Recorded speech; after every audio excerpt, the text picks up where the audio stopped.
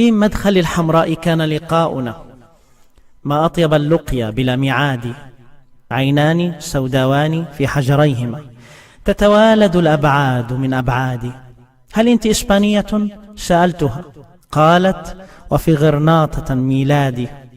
غرناطة وصحت قرون 7 في تينك العينين بعد رقادي، وأمية راياتها مرفوعة وجيادها موصولة بجيادي. ما أغرب التاريخ كيف أعادني لحفيدة سمراء من أحفادي.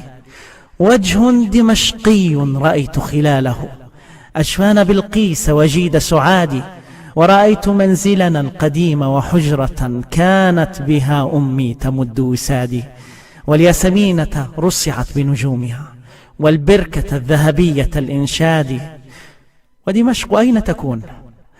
قلت ترينها في وجهك العربي في الثغر الذي ما زال مختزنا شموس بلادي، في طيب جنات العريف ومائها، في الفل، في الريحان، في الكباد. ومشيت مثل الطفل خلف دليلتي، وورائي التاريخ كوم رمادي. الزخرفات أكاد أسمع نبضها، والزركشات على السقوف تنادي. قالت هنا الحمراء زهو جدودنا، فاقرأ على جدرانها أمجادي.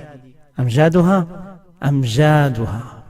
ومسحت جرحا نازفا، ومسحت جرحا ثانيا بفؤادي. يا ليت وارثتي الجميلة أدركت أن الذي عنتهم أجدادي. ودعت فيها حينما ودعتها رجلا يسمى طارق بن زياد.